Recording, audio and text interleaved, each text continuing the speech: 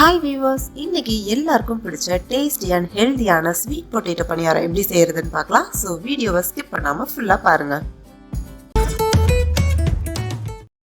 First sweet பணியாரத்துக்கு தேங்காய் போட்டால் ரொம்ப நல்லா இருக்கும். அதனால தேங்காய் திருவி எடுத்துக்கலாம். உங்களுக்கு வேணும்னா பத்தையா போட்டு அதை நீங்க சீவி கூட எடுத்துக்கலாம், நல்லா இருக்கும். அடுத்தது வெல்லத்தையும் அதே மாதிரி சீவி எடுத்துக்கலாம். உடச்சி போட்டோம்னா அங்கங்க கட்டி கட்டியா இருக்கும், சீக்கிரம் கரையாது. இப்போ சக்கரவள்ளி கிழங்க நல்லா கழுவிட்டு தோலை சீவி எடுத்துக்கலாம். இதையும் நான் சீவி தான் போட போறேன், வேக வச்சு போடல.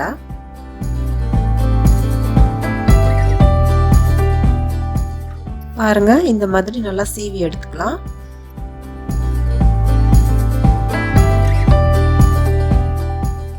இப்போ அடுத்தது ஒரு பவுல்ல 1.5 கப் கோதுமை மாவு,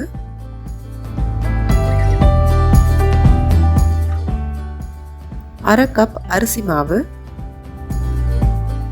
3/4 கப் வெல்லம், அப்புறம் திருகி வச்ச தேங்காய்.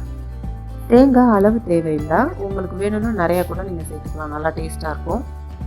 நான் 1 கப் அளவு தேங்காய் போடுறேன். அடுத்தது 1 டீஸ்பூன் அளவு ஏலக்காய் பொடி ஆட் பண்ணிக்கலாம். அடுத்தது 1 டீஸ்பூன் இஞ்சி பொடி சேர்க்குறேன். அதாவது கடையில் சுக்கு வாங்கி அதை நான் நல்லா இடிச்சிட்டு ஜலிச்சுட்டு பவுடராக போட்டிருக்கேன். அடுத்தது 2 பிஞ்ச் அளவு பேக்கிங் சோடா ஆட் பண்ணுறேன். அடுத்தது டேஸ்ட்டுக்கு சால்ட் ஆட் பண்ணிக்கலாம். இது கூடவே நம்ம சீவி வச்ச அந்த ஸ்வீட் பொட்டேட்டோவையும் சேர்த்துக்கலாம். இப்போ இது எல்லாத்தையும் நல்லா மிக்ஸ் பண்ணி விட்டுட்டு தண்ணி கொஞ்சம் கொஞ்சமாக சேர்த்து பசிஞ்சு விடுங்க.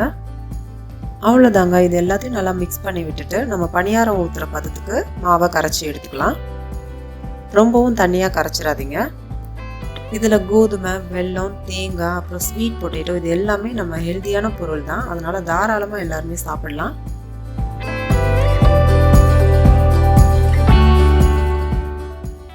இப்போ பணியார பாத்திரம் ஹீட் ஆனோன்னா அதில் கீ ஆட் பண்ணிக்கலாம். ஒரு சிலருக்கு கீயோட ஃப்ளேவர் பிடிக்காது, அவங்க வேணா எண்ணெய் கூட சேர்த்து நீங்கள் பணியாரம் சுட்டு எடுத்துக்கலாம். கீ ஹீட் ஆயிடுச்சு, இப்போ பணியாரம் ஊற்ற ஆரம்பிச்சிடலாம்.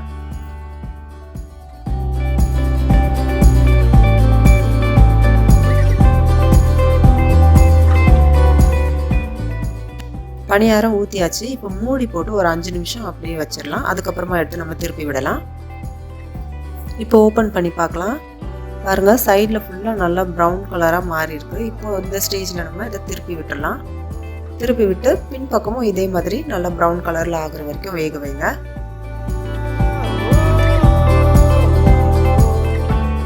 பாருங்க, 2 பக்கமும் நல்லா குக் ஆயிடுச்சு. இந்த ஸ்டேஜில் எடுத்துடலாம். இதே மாதிரி எல்லாத்தையும் ஊற்றி எடுத்துருங்க.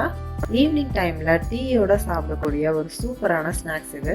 நம்ம இந்த ஸ்வீட் பொட்டேட்டோ பணியாரத்தை இட்லி மாவில் கூட வச்சு செய்யலாம். அது கூட நான் இன்னொரு வீடியோவில் உங்களுக்கு போடுறேன்.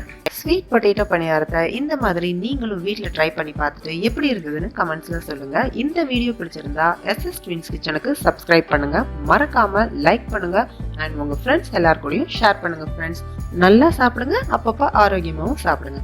தேங்க்ஸ் ஃபார் வாட்சிங்.